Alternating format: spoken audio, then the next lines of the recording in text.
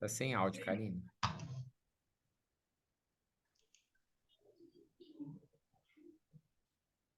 Hum, Ainda tá sem. Não tá ouvindo sim. Acho que ela não tá conseguindo ligar. A Clarinha. Tá em Ribeirão? Tá em Deu Ribeirão. certo? Agora deu, Karina. Deu. Tá Então bom. vamos lá. Vamos fechar os nossos olhos, agradecer a Deus por mais essa oportunidade que temos de estarmos juntos para o estudo, para esse encontro em que a gente se aprofunda no estudo com Jesus. Mentalizar os nossos lares, lembrando de cada necessidade que temos em nossos corações.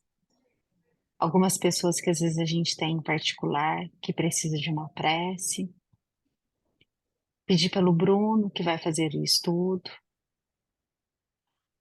e que a gente tenha a paz, o equilíbrio, a clareza em nossas mentes. Lembramos da Claudinha, que está viajando, e também por todos aqueles nossos amigos que às vezes não estão no estudo, que eles recebam também a nossa vibração, o nosso amor. Que assim seja.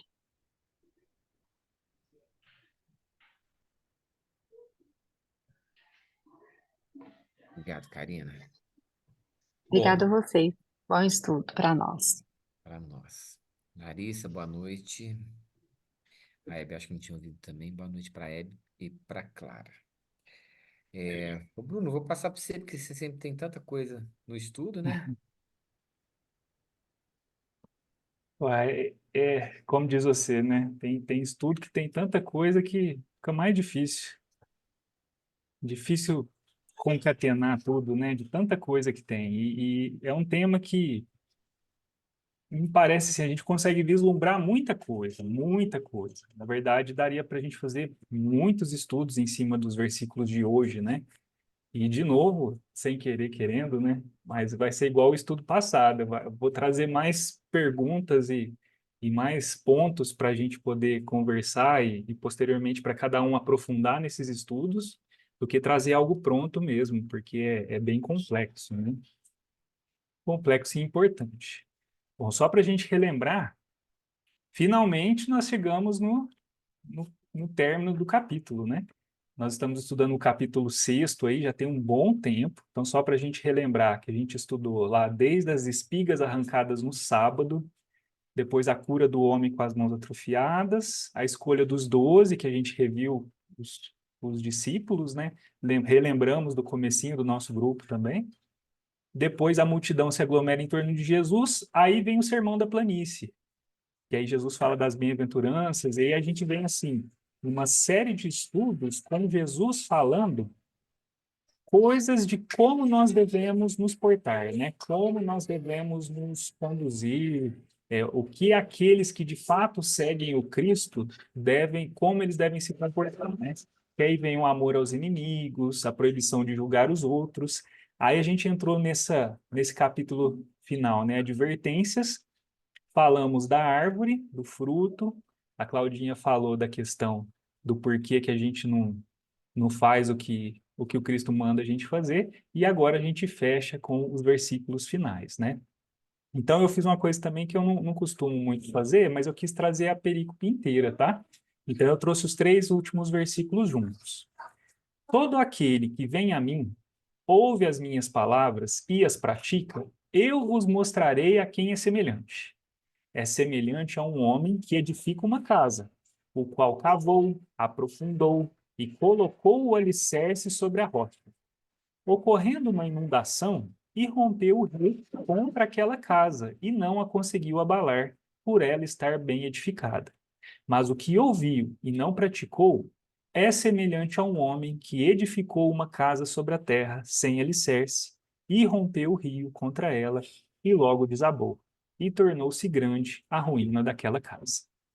Então, essa é a passagem toda, né? Ela tem um paralelo no Evangelho de Mateus também, e eu acredito que todo mundo aqui já tenha tido contato, né? Porque ela também está no Evangelho, segundo o Espiritismo. Kardec vai trazer comentários dela.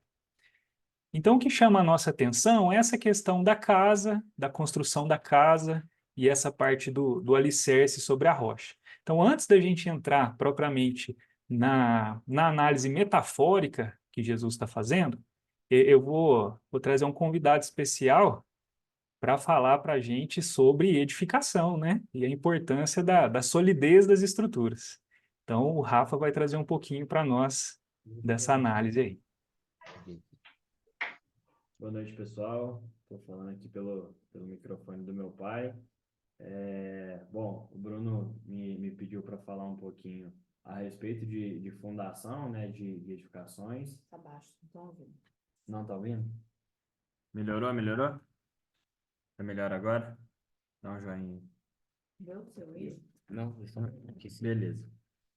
Então ele me pediu para falar um pouquinho mais sobre a parte de fundação e a gente vê que a parte o alicerce, a fundação de uma edificação é talvez a etapa mais importante de toda edificação, assim.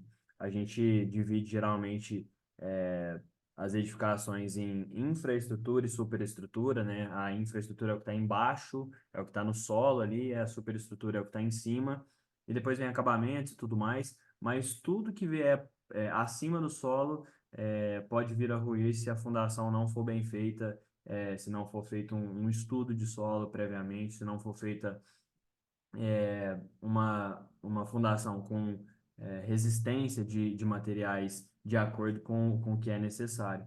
Então, dá até para fazer, nesse caso, Bruno, um paralelo aí, tanto com a fundação mesmo, quanto com o solo onde está sendo construído isso.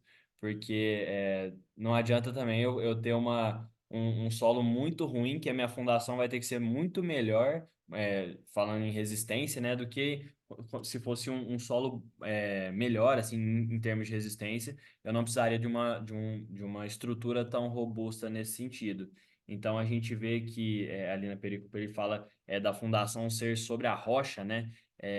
E geralmente estruturas rochosas são as fundações mais complicadas que a gente tem, mas são as mais difíceis também de ter um abalo, assim, porque a gente realmente tem um solo que é muito mais rígido, muito mais estável do que outros tipos de solo.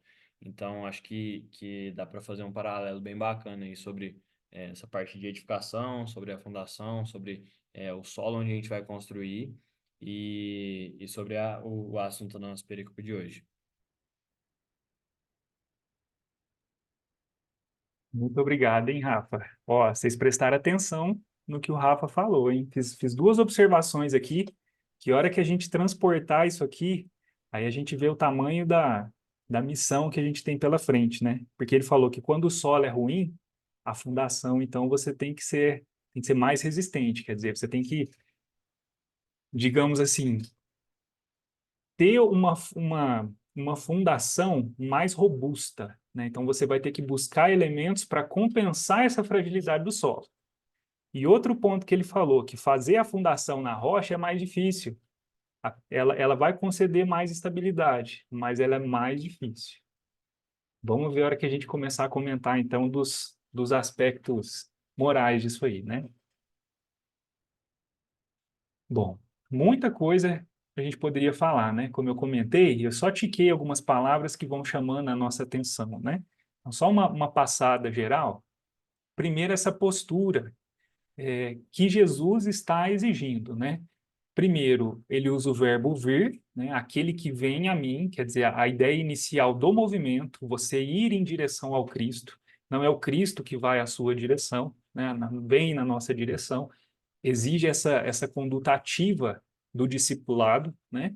Ouve as minhas palavras, então você tem que estar aberto a receber os ensinamentos do Cristo e as pratica. Então ele coloca três etapas aí, né? Que é o esperado do seu discípulo, do seu verdadeiro discípulo, né?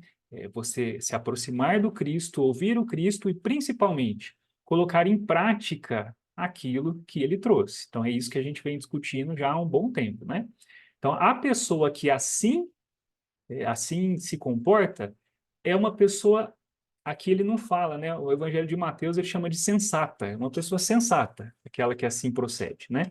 Então, ela fazendo isso, ela está construindo uma casa sobre a rocha e sendo essa construção, uma construção sólida, independente daquilo que vier de intempéries, essa casa não vai sofrer essa ação, né? Pode ser que as paredes sofram problemas e tudo mais, mas a estrutura da casa em si vai impedir dela ruir, né? Então, quer dizer, transpondo já uma parte dessa metáfora, o que que seria essa inundação, o que que seria esse rio que vai contra aquela edificação? São as dificuldades mesmo que a gente vai enfrentar, né? Seja nos nossos processos expiatórios, seja nos nossos processos de preparação para as nossas futuras tarefas, nós vamos encontrar dificuldades. Eu acho que isso aí, todo mundo tem claro isso, né? Ninguém vai passar pela Terra sem enfrentar esses desafios, porque faz parte da pedagogia divina esse aprendizado. Então, toda situação, toda circunstância, por mais difícil que seja, é oportunidade de crescimento, não é? Agora, aquele que ouviu, olha só como Cristo coloca, ouviu, então teve contato, né, conheceu das verdades, conheceu do seu evangelho, e não praticou, então faltou uma parte aí desse processo, né, que é a prática. Esse é aquele homem que edifica sobre a areia, né, a terra sem alicerce, aquele que constrói em cima do solo sem se preocupar com essa fundação. E aí, infelizmente, essa construção ela fica sujeita às intempéries, né? Bom, aí já vem um comentário, só para a gente trazer, né? Duas palavrinhas aí, casa e rocha. Então, a palavra lá no grego de casa é oikia, que vem de oikos, que vem de... A palavra ecologia vem daí, né? É o estudo da casa. Ecologia é o estudo da nossa casa como ecossistema, né? Vem de oikos também. E é interessante que dentre as possibilidades aí, né, desse campo semântico, não só casa, mas a gente vê propriedade, riqueza e bens. Isso aí vai resvalar num comentário de Kardec. É bem interessante. Então, ele amplia essa ideia de construir a casa sobre fundações sólidas, né? Quer dizer, tudo aquilo que toda propriedade, toda a sua riqueza, tudo aquilo de valor que você constrói sobre a rocha se torna perene. Agora, tudo aquilo que você acha que é de valor e não constrói sobre a rocha, isso aí vai se desfazer com o tempo. E Kardec vai tocar nesse ponto. E a palavra rocha vem de Petra, daí também Petros, né? O próprio Pedro, a palavra Pedro é derivada daí, e aí tem um significado que se relaciona com Pedro mesmo, né? Ó, metaforicamente, o homem como uma rocha, por razão de sua firmeza e força de espírito. Então, por isso que Pedro é a rocha, né? É a pedra angular onde foi construída a igreja do Cristo, né? Porque ele tinha essa firmeza moral para dar a sustentação do trabalho e cumpriu o seu papel, né? Por isso que a gente está aqui hoje. Algum comentário dessa parte inicial, desse panorama? Beleza, então, primeiro comentário, Kardec já vai direto, né? Por que que Jesus fala que as palavras dele não passarão, né? Por que que são palavras de vida eterna? São eternas as palavras de Jesus, porque são a verdade. Simples assim, né? Não há necessidade de complemento, não há necessidade de mais nada, né? Cristo já trouxe o que a gente precisa para a nossa evolução aqui na Terra. Então, quando a gente estiver acima da evolução que o nosso orbe comporta, aí a gente vai ter contato com outra parte, né? Mas, por enquanto, o que a gente precisa, a gente já tem. Constituem não só a salvaguarda da vida celeste, mas também o penhor da paz, da tranquilidade e da estabilidade nas coisas da vida terrestre. Olha que legal, né? Olha como que começa a cruzar com a metáfora. Quer dizer, as palavras do Cristo, os seus ensinos, o seu evangelho, para aquele que procura, que ouve e que pratica, isso é uma garantia de estabilidade, como a fundação garante a estabilidade da estrutura, da superestrutura, né? E mais, né? E mais. Além disso ser a salvaguarda da vida celeste, aquilo que a gente fala do mundo vindouro, né? O reino dos céus, é também a garantia da paz e da tranquilidade. Lembrando que paz e tranquilidade é diferente de sossego, né? Então, às vezes, você pode estar em paz em meio a um turbilhão de problemas, porque é uma atitude íntima, uma atitude interna. Então, todo esse ensinamento nos traz paz, mas não vai pensando que vai trazer ausência de problema, né? Eis porque todas as instituições humanas, políticas, sociais e religiosas que se apoiarem nessas palavras serão estáveis como a casa construída sobre a rocha. Tá vendo como que ele vai naquele outro campo semântico da palavra casa, né?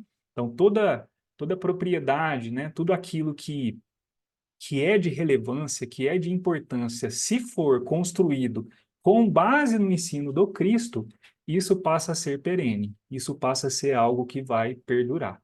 Agora, tudo que é fundado fora disso, só em valores humanos, deixa de existir. Por isso que a gente vê e continua vendo até hoje, né? Viu e continua vendo uma sucessão de povos, de potências, de impérios, né? Que sobem e descem e viram pó. E é isso que vai acontecer com as potências de hoje também, né? Porque não estão assentadas nas bases do amor que é que o Cristo nos traz. Os homens as conservarão porque se sentirão felizes nelas, então será do nosso interesse que elas permaneçam, né?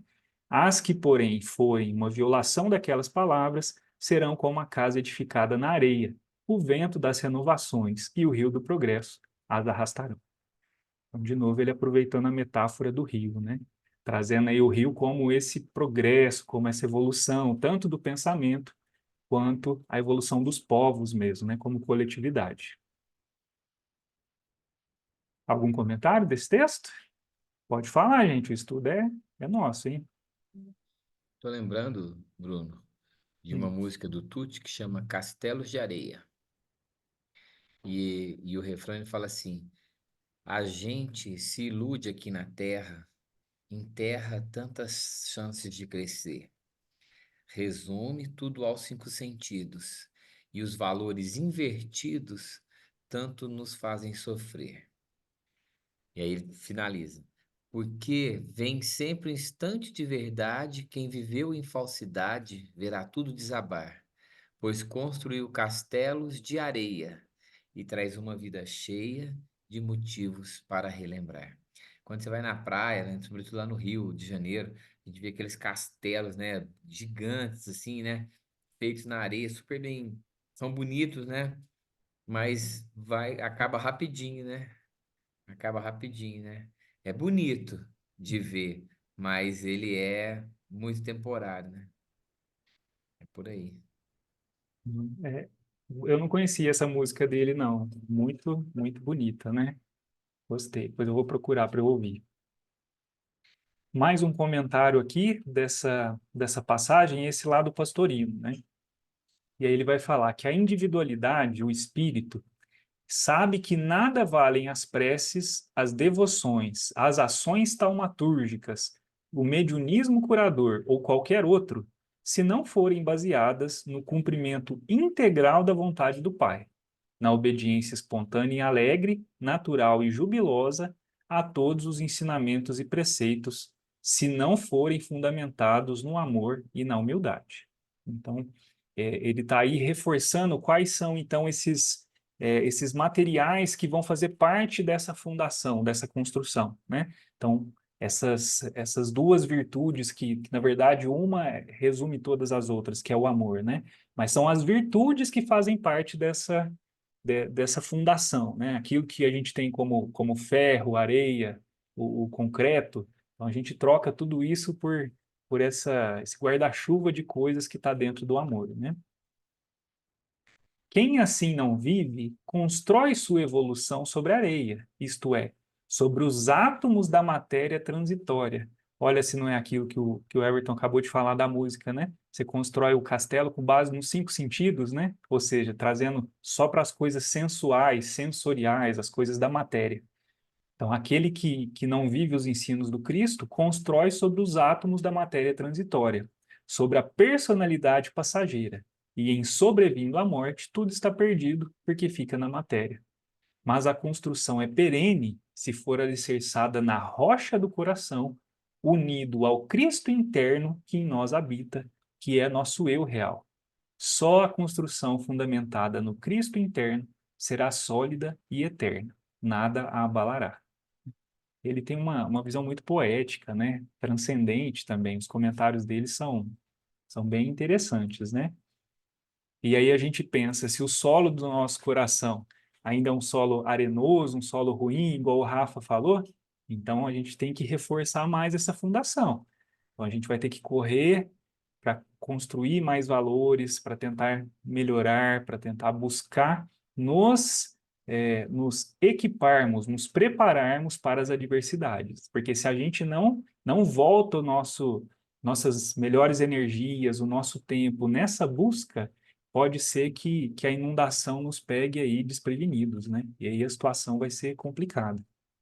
E como ele falou, como o Rafa falou, construir na rocha é mais difícil, principalmente pensando que essa rocha está unida ao Cristo, né? Então, para a gente chegar no nível do Cristo, vai chão, por isso que é difícil, mas por isso que vai ser uma construção eterna também, né? Muito interessante o paralelo que foi criado aí. Bom, pessoal, mas aí, para a gente trazer espero que seja algo diferente para vocês, né? Um assunto diferente. Como eu falei, um assunto difícil, igual outro estudo também, né? Então, por favor, vocês fiquem à vontade, que eu trouxe mais para a gente conversar e para a gente conhecer. Quando a gente pega o Evangelho, e sempre que há nos versículos a palavra casa, o senhor Honório ele gostava muito de trazer uma chave interpretativa, colocando a casa como sendo a nossa casa mental. Casa mental. Então, a gente pensa na casa, o edifício, né? E aí a gente transpõe isso para essa metáfora que seria a nossa casa mental. Só de fazer essa colocação, muitas coisas já surgem, né? Muitos questionamentos e muitas implicações.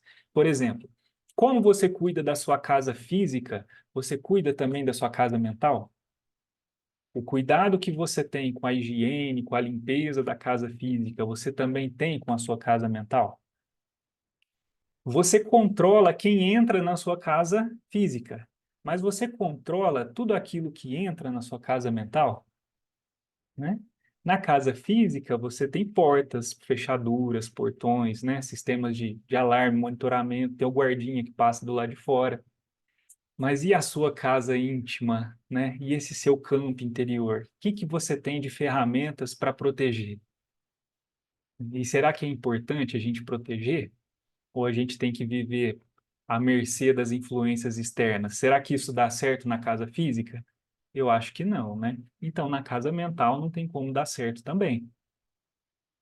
E aí, para a gente entender um pouco mais dessas questões relacionadas à mente, que são sempre muito interessantes e muito complexas, a gente vai trazer, para ressaltar a importância disso, um dos livros para mim mais difíceis do Emmanuel, que é Pensamento e Vida.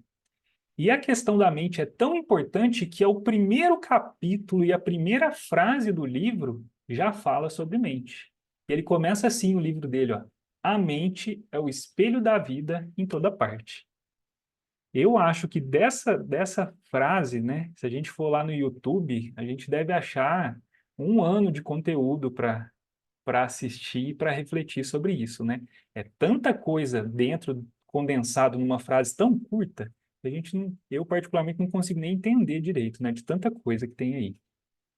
E ele fala que esse livro é uma cartilha para aqueles que vão reencarnar. Então, como se fosse assim, um curso básico para sobrevivência aqui na Terra, né? Você quer ir para a Terra e não sair pior do que você, não voltar pior do que você foi? Presta atenção nisso aqui, né? Então, quer dizer, tudo começa pela mente. E aí tem colocações extremamente bonitas em cima disso, né? Não sei se vocês já ouviram, por exemplo, falar que tudo que existe passou pela mente de um ser, passou pela mente de uma inteligência. tudo que você pensar no universo, antes de ser criado, foi criado na mente de uma inteligência divina, né? De tão elevada, né? Então você tem os arquitetos que projetaram o universo sobre a supervisão de Deus. Pensa, eles criaram, eles pensaram nas minúcias. Pensa no nosso próprio Cristo, quando ele foi moldar o nosso planeta. Então tudo que existe hoje no planeta foi primeiramente elaborado na mente do Cristo. Então olha o poder, né, que uma mente dessa tem. A gente não consegue nem vislumbrar. E, apesar da nossa pouca evolução, nós também temos essa condição de criar com a nossa mente, né? É aquilo que a gente chama da cocriação em plano menor. Então, é lógico que a gente não consegue conceber a estrutura de um planeta, a gente não consegue criar um ser vivo, mas a gente consegue influenciar o mundo à nossa volta. Porque se a mente é um espelho, significa o quê? Que ela tanto reflete aquilo que está à nossa volta, então, aquilo que se passa dentro da nossa mente está muito ligado a tudo aquilo que a gente vivencia, ao meio onde a gente está, então a gente sente o reflexo disso. E, por outro lado, o espelho, ele sempre vai levar a luz nas duas direções, não é? Nos dois sentidos. Então, quer dizer que aquilo que está no seu mundo íntimo, você também reflete para a vida ao seu redor. Então, é uma via de mão dupla. Você recebe influências e você influencia onde quer que você esteja, né? Então, percebam que isso mostra que esse cuidado com a casa mental, ele é fundamental. Fundamental para quem quer evoluir, para quem quer sair dessa situação de, de débitos, de repetições, dessas circunstâncias que a gente não consegue resolver. Para a gente conseguir sair dessa situação, o primeiro ponto é organizar a mente. E assim, uma observação, não sei se a gente pode tirar disso uma regra, mas uma observação minha, né? Que trabalho direto com atendimento ao público na área da saúde. Mas sempre não, né?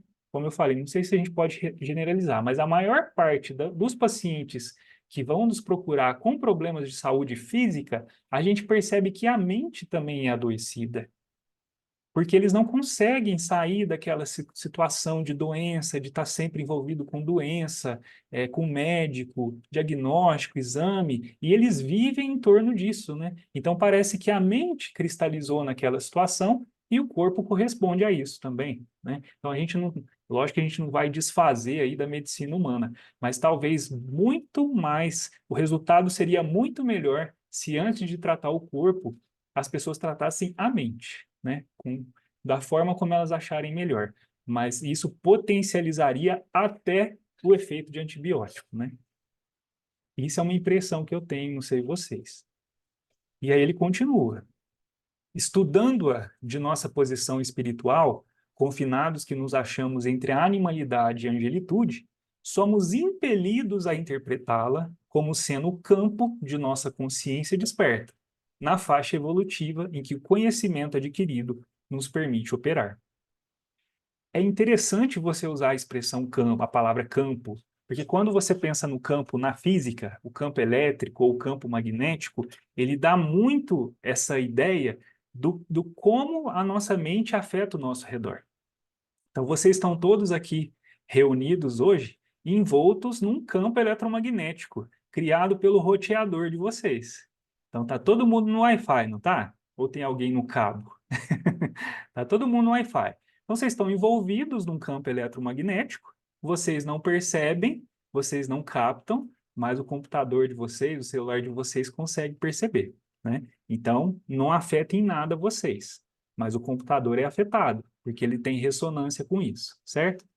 Agora, imagine então a nossa mente. A nossa mente também cria esse campo. Não é um campo eletromagnético grotesco quanto o Wi-Fi. O Wi-Fi, por mais sutil que seja, ele é grotesco, porque ele é matéria. Imagine que o campo que nós criamos é muito mais sutil. Só que esse campo, ele pode ser ampliado, reduzido de acordo com a nossa evolução, com a nossa capacidade, e ele pode encostar nos campos ao nosso redor. Então, a todos os instantes, a gente está trocando. Você consegue barrar isso? Consegue. Mas aí não é desligando da tomada, não tem tomada. A tomada é a sua evolução moral, né? A tomada é o quanto você consegue se associar a vibrações mais elevadas ou menos elevadas. Pode falar, Everton. Cara, você está entrando num ponto assim que é muito interessante. Durante alguns anos, quando eu era moço, eu estudei muito isso em Asakov, é, a parte científica da doutrina. Então, houve uma época em que se vulgarizou, né, a, a, a foto Kirlian, que media, né, ou então conseguia estabelecer, fotografar a aura das pessoas e das coisas. Não só das pessoas, mas também das coisas. Então, há muitas fotos, até dá um estudo maravilhoso isso, tipo assim, de uma flor, né, que havia sido despetalada. Mas na foto Kirlian, as pétalas ainda estavam. E há um movimento de fotografar a aura do Chico enquanto ele estava entre nós. E a máquina não conseguiu, porque a expansão dele era tamanha, era tão grande, aquele aparelho não conseguia medir. Então, você vê assim, tem um documentário complicadíssimo já, de muitos anos, Ponto de Mutação, em que não tem nada a ver de espiritismo, é ciência, né? Mas que ele prova que a gente, muito antes de tocar alguém, a gente já estabeleceu uma relação com aquela pessoa. E isso, embora o racional, né, o cognitivo não entenda muito bem, mas o sentimento capta muito bem, porque você está num lugar, você não está encostando em ninguém, mas você fala assim, nossa, o clima aqui não tá legal. Ou o inverso, ou o contrário. Falou, nossa, que ambiente bacana, que lugar gostoso da gente ficar. Né? Terça-feira passada, o pessoal da casinha, os dirigentes da casinha, vieram aqui em casa e eles vão embora muito cedo, assim, mas o período que eles estavam, que a gente estava junto, tava uma coisa muito legal. Quando a gente fez o estudo do renúncia, né? E assim, tô citando exemplos, mas existem inúmeros. Então, só para dizer que essa expansão magnética ou espiritual, se a gente preferir, ela não é uma coisa assim tão etérea, tão abstrata. A gente consegue sentir também. Com outras antenas, né? Aí já são faculdades do nosso espírito, digamos assim, né? É. Ou talvez a gente até tenha alguma estrutura cerebral que ajude, a gente ainda não conheça, não sei, né? Pode ser. Mas é interessante, foi bom você comentar isso mesmo, né? O Marcelo Souto, naqueles livros que ele escreve, ele comenta muito disso, né? Que você chegava perto do Chico, não precisava estar grudado nele para sentir. E ele falava que as lágrimas caíam, assim, ele não sabia de onde vinha aquilo, né? De repente estava chorando, né? Que bacana. E o inverso também. E o inverso também. O Chico sentindo aquilo que as pessoas emanavam e pensavam a respeito dele. Isso foi uma coisa assim, não é do nada. Entende? Não é do nada. Tem uma muito, acho que talvez rapidinho, que um cara de São Paulo, um empresário grande de São Paulo, sai de São Paulo naquele tempo andando de Corcel 2 sem ar-condicionado, sem direção hidráulica, sem nada, também tinha menos pedágio, né? Ele sai de São Paulo, vai até Uberaba, assiste a reunião, depois da reunião a fila gigante, né? Ele tem que ficar esperando, e ele durante a fila, porque ele é um cara muito prático, ele fala: Meu Deus do céu, mas eu saí lá de São Paulo hoje, sexta-feira, vim dirigindo até Uberaba, só para falar com o Chico, e o Chico lá naquela distância, e eu aqui nessa fila, e o Chico tá gordo, tá parecendo um sapo, né?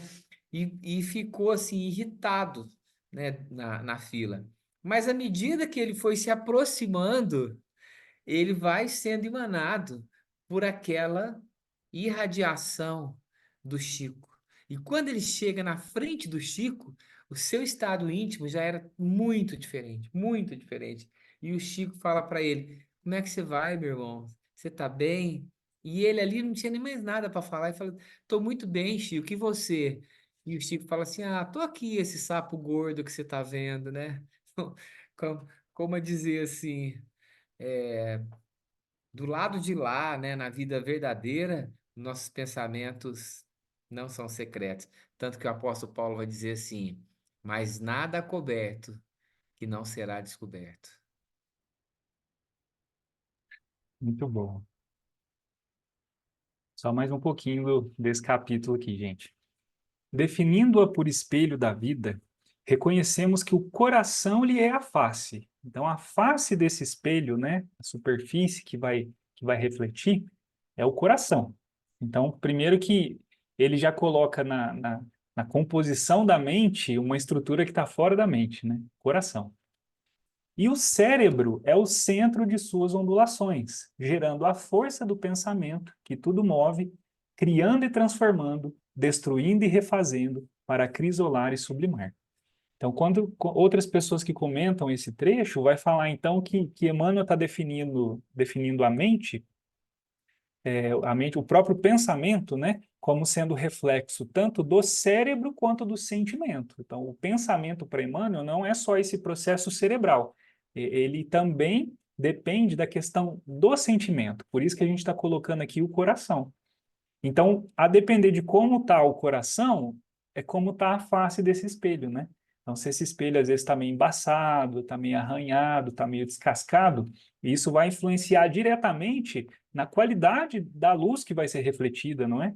Por isso que às vezes você tem pessoas que enxergam determinadas situações da vida de uma forma distorcida, porque a face está distorcida, não é? Porque esse coração não é um coração que está saudável, né?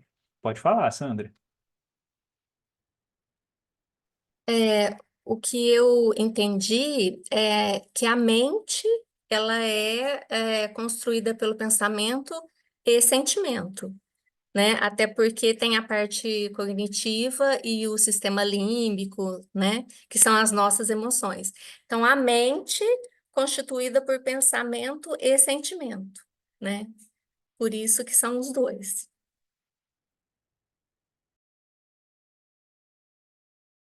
Entendi. Tudo isso vai compor o que a gente está chamando, definindo aqui por mente, né? Muito bom.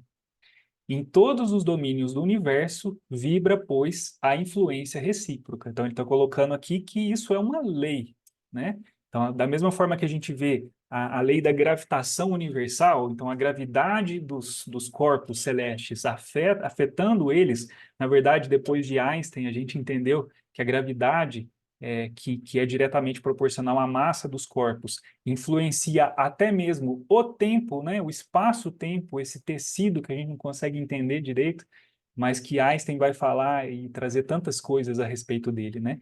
Então, a influência recíproca é uma lei universal. A gente vai encontrar isso em diversos campos da natureza, né? Respiramos no mundo das imagens que projetamos e recebemos. Olha como isso é importante, né? Respiramos, uma coisa que é fundamental, né? É um pré-requisito para a vida, digamos assim, né? Respirar. Você vai ver se uma pessoa está viva ou não, a primeira coisa que você faz é ver se está respirando, né? Respiramos no mundo das imagens que projetamos e recebemos. Por elas estacionamos sob a fascinação dos elementos que provisoriamente nos escravizam e, através delas, incorporamos o influxo renovador dos poderes que nos induzem à purificação e ao progresso. O reflexo mental mora no alicerce da vida. Bom, isso aí a gente vai estudar esse capítulo, estudar, e aí a gente vai continuar com muitas perguntas, né? Não me perguntem, porque eu não entendo muita coisa, não. Eu trouxe para a gente estudar junto. Aí tem vamos fazer um parênteses aqui, um corte. Eu não sei como é que tá meu tempo, viu, gente? Vocês me falam aí que eu tô sem Falta referência. 20 Ó, 20, minutos. 20 minutos, né?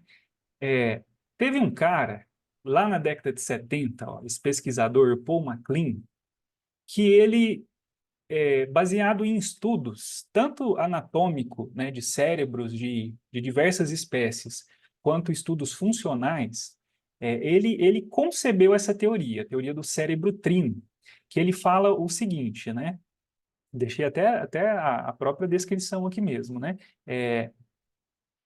Olha lá. Nós, humanos, né, primatas, temos o cérebro dividido em 3 unidades funcionais diferentes. Cada uma dessas unidades representa um extrato evolutivo do sistema nervoso dos vertebrados. Então, são 3 divisões. Então, o nosso cérebro, para ele, né, ele tem essa estrutura com 3 partes. Não que sejam 3 partes independentes, isso ele já concebia antes, está tudo interligado. Mas há, de certa forma, aí, baseado nesses estudos, um registro da nossa evolução.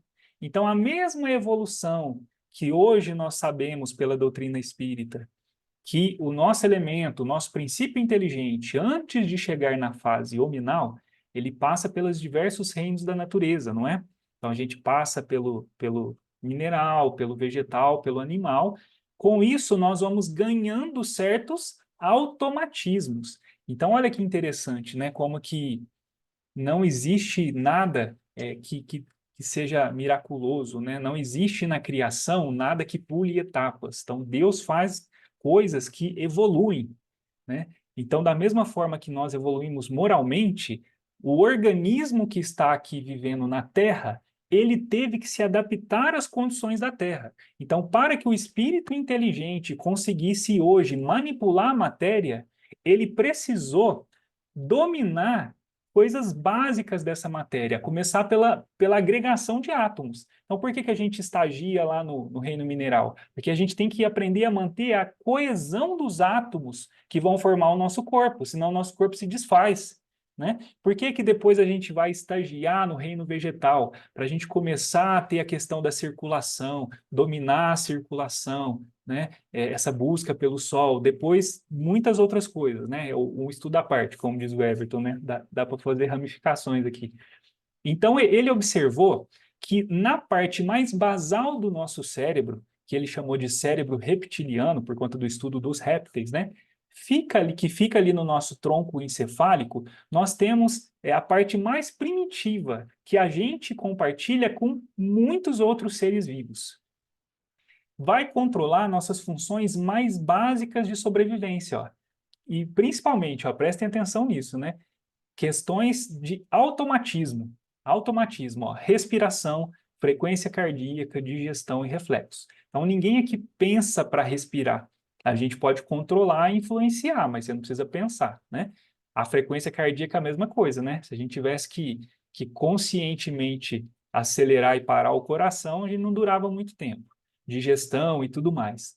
E também essas questões instintivas, né? Agressividade, territorialidade, instintos sexuais. Então, por que ele conseguiu chegar nisso? Porque se você lesa essas regiões, né, tanto no nosso cérebro quanto no cérebro de outros seres, você perde esses automatismos. Então, por isso que ele viu que eram estruturas comuns, né? Depois, numa parte intermediária, você tem o cérebro límbico, ou cérebro emocional, que aí essa região que tem hipocampo, amígdala, tálamo, né? Não vamos aprofundar também, porque eu não lembro mais nada das aulas de anatomia. Desenvolveu-se em mamíferos e é responsável pelas emoções, memória, motivação, comportamento social, né? Processa recompensas e punições influenciando a tomada de decisões. Então, de novo, como que ele chega nisso? Se você lesa essas regiões de hipocampo, amígdala, você perde o controle dessas questões, né? Você tem pessoas que, às vezes, por lesões nessas regiões, são pessoas apáticas, pessoas que não demonstram emoções e tudo mais, né? É até um campo de estudo dentro da criminologia isso aí, né? E, por fim, você tem essa parte exterior, que é a maior parte do nosso cérebro, né? Que ele chama de neocórtex, que é o cérebro racional. Aí sim é mais desenvolvida em nós, tá? Por que é o reino hominal, né? Porque que é aí que o espírito adquire o livre-arbítrio, porque aí ele consegue pensar, consegue decidir, consegue escolher. Então você tem essa parte mais desenvolvida, responsável por funções cognitivas superiores, como linguagem, pensamento abstrato, tal, tal, tal. Então ele apresentou isso em 1900 e 70. Só que a gente tem um cara lá do interior de Minas Gerais, caipira, né? São essas coisas fantásticas da doutrina espírita, né? Que trouxe para nós essa teoria em 1947. Isso ficou registrado lá no livro No Mundo Maior. Então a gente vai ter um benfeitor aqui falando exatamente sobre essa divisão do nosso cérebro. E por que que nós estamos comentando, estudando sobre isso? Porque esse benfeitor falou que é interessante a gente estudar. Então vamos estudar, ele está falando que é importante. Vamos entender que a questão do cérebro, olha só, a nossa estrutura física, ela é um reflexo da nossa evolução e ela também nos ajuda a compreender a dificuldade que nós temos em fazer o bem. Então, lembra que a gente está tentando responder essa pergunta faz tempo, né? Por que que o bem que eu quero fazer eu não faço, o mal, né? Por que que Jesus vem falar, olha, por que você não faz o que eu estou falando? E a gente está aqui quebrando a cabeça para entender, né? Falamos do nosso lado sombra, falamos do nosso inconsciente, e agora a gente vai ver que até mesmo a nossa estrutura física é uma barreira para que a gente consiga atingir a nossa meta, né? Então, olha como que Deus é um cara que gosta de pôr desafios, né? E a gente vai ter que superar isso aí, né? Nós precisamos superar isso aí. Então, ele começa assim, o mundo maior é uma colônia espiritual, para quem não se recorda, né? Que ela é superior ao nosso lar. Olha que interessante, em nosso lar, quem já chega lá já não é pouca coisa. Imagina uma colônia acima ainda, né? E aí o André Luiz vai fazer estágio, né? E ele vai ser atendido lá por Calderaro, esse benfeitor que vai auxiliar ele nos estudos. E o foco deles ali é o estudo da mente, né? O André Luiz vai narrar isso, que ele tinha muita curiosidade para entender. Então é como se fosse um estudo de psiquiatria, né? Mas uma psiquiatria espiritual. E aí ele é muito extenso, o capítulo 3, terceiro, vocês leiam depois, trouxe alguns trechinhos. Ele começa falando assim, ó, a cegueira do espírito, esse é o Calderaro falando, é fruto da espessa ignorância em manifestações primárias ou do obnubilamento da razão nos estados de aviltamento do ser. Então, ele primeiro começa ressignificando aquilo que a gente chama de mal, né? A maldade, ele coloca, né, resumidamente assim, mas ele coloca a pessoa que comete o mal, né, a pessoa envolvida no mal, como uma pessoa doente. E ele fala para o André, o primeiro passo para você conseguir ajudar uma pessoa assim é considerar ela uma pessoa doente, porque ele, como médico, ele tem a obrigação de tratar um doente, não é? Agora, se ele coloca aquele ser como um ser à parte da criação, porque ele está envolvido com o mal, ele já cria um bloqueio para conseguir auxiliar. Então, esse é o primeiro ponto que ele fala para o André, né? Vamos mudar as palavras aí. E aí ele está falando, né? Então, aquele que desvia da rota, né? Ele, na verdade, está sendo vítima dessa cegueira. É uma cegueira do espírito, que a gente já estudou também. E essa cegueira, ela pode ser fruto da ignorância, né? Porque aí o espírito desconhece de fato, isso é um grande atenuante na lei, né? Ou dessa situação de obnubilamento, escurecimento, Everton, o sinônimo aí, seria você suprimir, né? Suprimir a razão. Esqueci de olhar no dicionário, mas seria nesse sentido, né? Essa supressão da razão nesses estados de aviltamento, né? Nesses estados dos seres que vão se devotar ao mal, né? E aí ele fala que nosso interesse no socorro à mente desequilibrada é analisar justamente esse último aspecto, esses seres que estão com a razão, né, suprimida. Esse último aspecto da sombra que pesa sobre as almas. Assim sendo, faz-se necessário saberes alguma coisa da loucura no âmbito da civilização. Então ele vai explicar o que é loucura. Só ver um comentário do chat aqui. Ofuscamento. Obrigado, Carla. Então Ou, seria ou isso aí pode mesmo, ser né? também a impossibilidade de responder aos estímulos externos. Hum, Então Legal. não é bem escurecimento, não, É, vai além, né? Vai é além. diferente. Para isso, então, convém. Aí ele vai falar da loucura, né? Só que para a gente estudar a loucura no âmbito da civilização, convém estudarmos mais detidamente o cérebro do homem encarnado e o cérebro do homem desencarnado em posição desarmônica. por situarmos aí o órgão de manifestação da atividade espiritual. Olha que impressionante, né? Então, não é porque a gente desencarna que a gente deixa de ter sistemas, órgãos, né, que têm o seu paralelo no corpo físico. E aí ele vai estudar isso. Então, eles entram no hospital, dá a entender que é um hospital psiquiátrico, e aí eles vão fazer um estudo de casos. Esse é o ponto da conversa aqui. E aí ele vai lá e vai fazer aquela análise, né? Isso aí, se fizer um filme desses livros, vai ser a parte, assim, de mais efeito especial, né? Que aí ele bate o olho, assim, a casca da cabeça some, vê o cérebro, tudo pisca, aquele monte de luz, né? Deve ser uma coisa muito interessante. Assombrado, notei pela primeira vez que as irradiações emitidas pelo cérebro continham diferenças essenciais. Cada centro motor assinalava-se com peculiaridades diversas através das forças radiantes. Descobri surpreso que toda a província cerebral, pelos sinais luminosos, se dividia em 3 regiões distintas. Ó, 3 regiões distintas. Nos lobos frontais, as zonas de associação eram quase brilhantes. Do córtex motor, mais interno, né, o centro do crânio, até a extremidade da medula, aqui atrás, a claridade diminuía para tornar-se ainda mais fraca nos gânglios basais.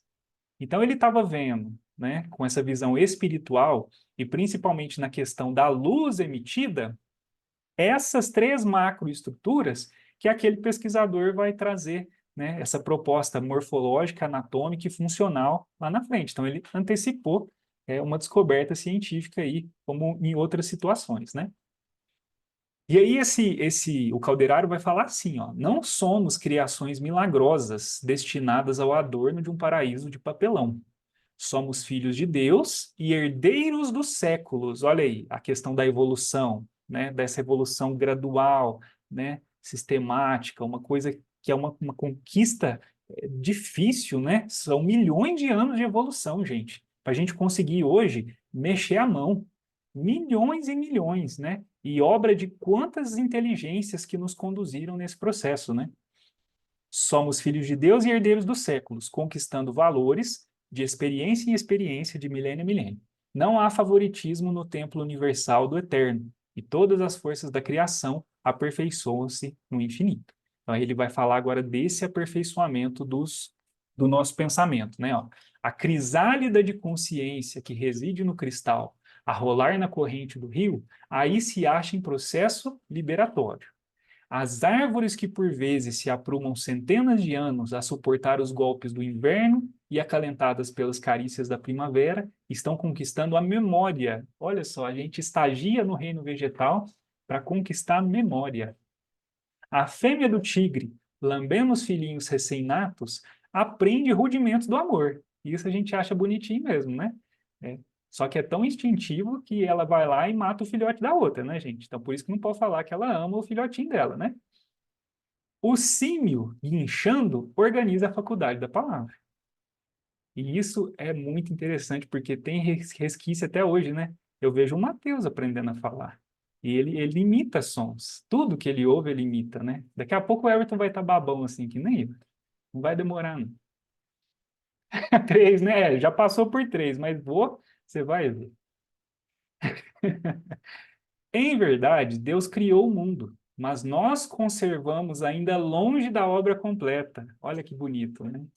Os seres que habitam o universo ressumbrarão suor por muito tempo a aprimorá-lo. Assim também a individualidade. Então, tudo está evoluindo. Tudo está evoluindo, né? A nossa evolução moral, ela tem também, em paralelo, a nossa evolução biológica, orgânica, a evolução do planeta, né? É muito legal. E aí ele vai falar agora dessas 3 partes do cérebro, e isso vai ter reflexo na questão moral, como a gente já vai comentar um pouquinho se der tempo, né? No sistema nervoso, temos o cérebro inicial, repositório dos movimentos instintivos e sede das atividades subconscientes. Figuremo-lo como sendo o porão da individualidade, onde arquivamos todas as experiências e registramos os menores fatos da vida. Então, ele vai propor que a nossa casa mental ela é uma estrutura de 3 andares.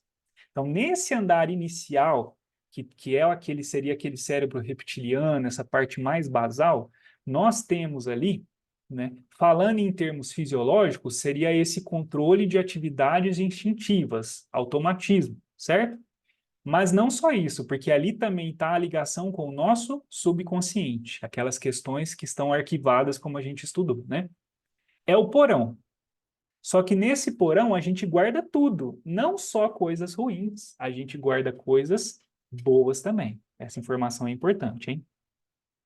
Na região do córtex motor, na nossa zona intermediária entre lobos frontais e nervos, temos o cérebro desenvolvido, consubstanciando as energias motoras de que se serve a nossa mente para as manifestações imprescindíveis no atual momento evolutivo do nosso modo de ser. Então, esse cérebro, digamos assim, é o cérebro do nosso eu encarnado mesmo, do nosso presente. Ele vai falar daqui a pouco, né? Não quero antecipar. Mas essa região intermediária é aonde o espírito, através da sua vontade, ele vai atuar. É justamente nessa região do cérebro que nós vamos movimentar os nossos potenciais para desenvolver todas as nossas atividades do atual momento evolutivo, do nosso presente. E, por fim, nos planos do lobo frontal, né, silenciosos ainda para a investigação científica do mundo, jazem materiais de ordem sublime. Que materiais são esses? Não sabemos, ó. São silenciosos para a investigação científica do mundo. Então, a gente nem sabe o que a gente tem guardado de reserva, de potência no nosso cérebro, hein? Nós estamos falando da parte física, né? Materiais de ordem sublime que conquistaremos gradualmente no esforço de ascensão, representando a parte mais nobre de nosso organismo divino em evolução. Vou ler tudo, porque aí depois isso aqui vai fechar, hein? Não podemos dizer que possuímos 3 cérebros. Temos apenas um, que se divide em 3 regiões. Tomemo-lo como se for um castelo de 3 andares, né? Uma casa mental de 3 andares. No primeiro andar, então, nós temos os nossos impulsos automáticos, simbolizando o sumário vivo dos serviços realizados. Essa informação é relevante, gente, porque isso não é só reflexo das questões do controle do corpo. Isso também é reflexo das nossas conquistas morais. Morais. Vocês lembram que a Claudinha fala muito da questão do automatismo? Que a gente precisa transcender o instinto para que o bem se transforme num automatismo? Quer dizer que vai chegar um momento em que nós vamos registrar nessa parte do cérebro a nossa capacidade de ser caridoso. Então, por que que para esses espíritos tão iluminados parece que é tudo tão fácil? Porque eles já conquistaram isso. Então, fazer o bem, ajudar, né, conseguir resolver questões complexas, né, ajudar aquele monte de gente, para eles é instintivo, porque está gravado nesse sumário vivo dos serviços realizados, certo? No segundo andar, nós temos o domicílio das conquistas atuais, por isso que eu falei, o nosso eu presente, onde se erguem e se consolidam as qualidades nobres que estamos edificando. Ó, o verbo está no gerúndio. Não foi consolidado, não concluiu. Por isso que a gente pode errar, pode escorregar, porque se fosse uma virtude consolidada, estava na parte instintiva e a gente não erraria mais, né? Por isso que ninguém perde paciência, né? É porque não tem paciência. O dia que tiver, consolidou, acabou. Você não vai mais ser testado em paciência. E no terceiro, a casa das noções superiores, indicando as eminências que nos cumpre atingir. Então, quando a gente coloca dentro de nós, né, que a gente fala da centelha divina, olha o reflexo dessa centelha divina, né? Por que a evolução ela se processa como uma seta que só tem uma direção única, né? A gente sempre vai crescer, sempre vai evoluir, porque a gente está programado para isso. E o nosso cérebro traz essa programação. Nosso próprio cérebro traz regiões que nos auxiliam nesse processo, né? Então, num deles, o mais básico, vai morar o quê? O hábito. No intermediário vai morar o esforço e a vontade. E, por fim, vai residir o ideal e a meta superior. Distribuímos deste modo, nos 3 andares, o subconsciente, o consciente e o superconsciente, Como vemos, possuímos em nós mesmos o passado, o presente e o futuro. É muito legal isso, né, gente? É muito legal, muito legal. Porque aí, qual que é a implicação disso?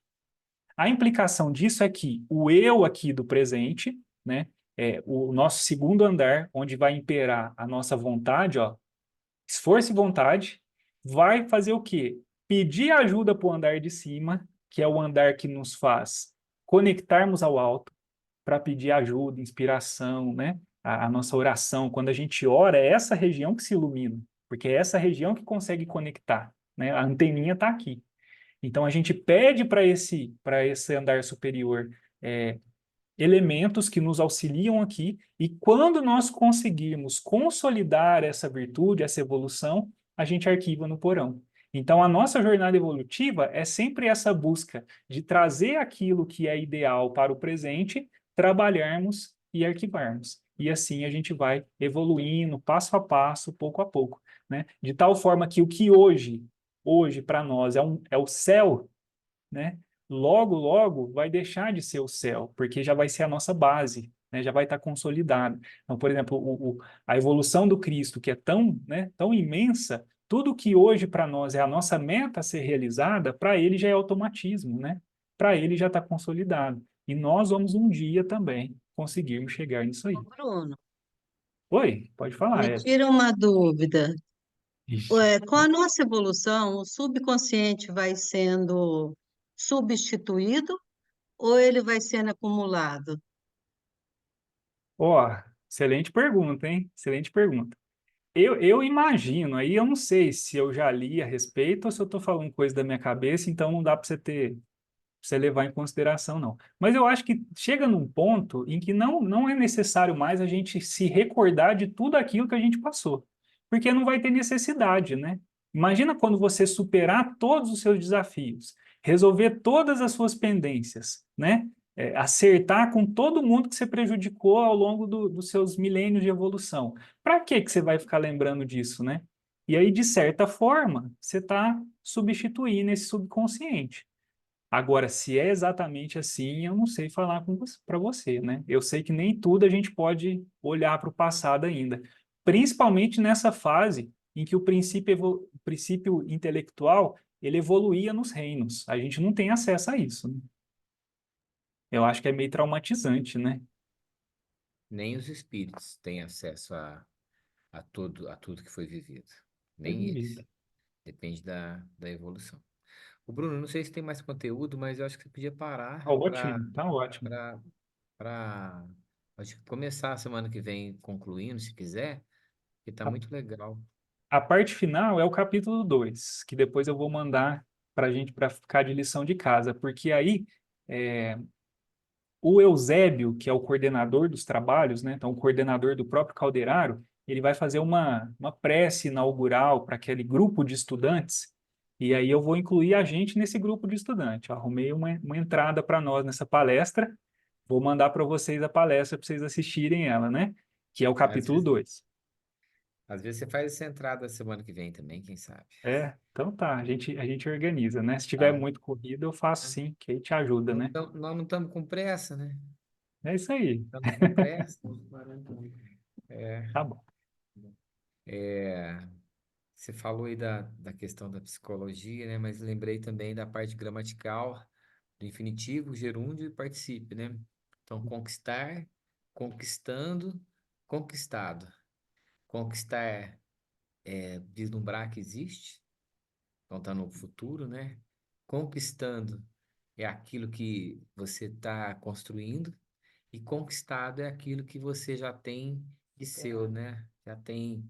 é, Você falou da Claudinha falar mas eu lembro sempre de Emmanuel, né? Que a disciplina antecede a espontaneidade. Então você imagina, para tocar piano, né? Para fazer um quadro bem, né? Tudo isso bem. Quantas e quantas vidas serão necessárias, né? Para a gente conseguir. E tem um sábio do Egito, que para uns até uma figura mítica, o Hermes Trismegisto, que ele falou assim. Depois o Leon Denis deu uma adaptadinha no século XX. Ele diz assim: o espírito dorme no mineral, sonha no vegetal, agita-se no animal e desperta no homem. E André Luiz, em Evolução em Dois Mundos, ele vai dizer que do início do princípio inteligente, como gama, passando pela individualidade e chegando até a razão, ele vai demorar 1,5 milhão de séculos. 1,5 milhão de séculos. Para chegar na razão. Aí depois tem a fase de desenvolver a humanidade e um dia chegar à angelitude. Então, é muito chão, né? É muito chão. Muito bem, Bruno. Muito bem. Nós temos uma pessoa para fazer a prece aqui? Temos uma candidata? Nossa, mas não vou falar que é a mais nova, que ainda tem o Matheus ainda, né? Você vê que nós disputamos aqui do mais básico até lá na frente. Ah, o Rafa tá falando que já já o Matheus vai perder o posto, porque o aluno ou o Theo vai tomar esse lugar. Vamos ver. Assim a vida, né? Vai reconstruindo. Tá bom, Daiane, é com você. Comigo e com a Maria. Não, não, com vocês, ele falou. Então, com você. A Maria, eu já expliquei, né? Ela tem uma pastinha que tem várias orações prontas que eles deram na evangelização lá do Centro Espírita de uma amiga minha, para poder iniciar esse hábito da prece. E normalmente as crianças não sabem fazer preces espontâneas, né? Então, acho que essas decoradas auxiliam muito. E aí ela tem várias aqui. Tem hora da refeição, hora de dormir, oração da família, oração de São Francisco. Eu já escolhi a oração de dormir. Que é para a gente já sair daqui com essa inspiração para a gente deitar, né, Maria? Então, eu vou começar. Aí a gente embala nessa da Maria e ela finaliza. Mãe, no ponto final você para, aí eu leio isso. Tá bom, Aí eu paro nesse ponto final aqui e você lê o resto. tá bom. Então, vamos fechar os nossos olhos, elevar o nosso pensamento a Jesus, a Deus nosso Pai, e agradecer por esse amor infinito que Ele nos demonstra a cada estudo, a cada ensinamento, a cada palavra que Ele permite que a gente tenha acesso e que a gente consegue assimilar e enxergar essa eternidade que Deus tem para nós. Às vezes a gente estuda, né? Escuta esse estudo, por exemplo, do Bruno, e se deslumbra com essa eternidade, e às vezes até assusta, mas a gente percebe o quanto amor Deus tem para nós. Como de fato Ele nos enxerga ainda como crianças engatinhando, porque Ele sabe da eternidade que a gente tem para evoluir e para estar do lado dele.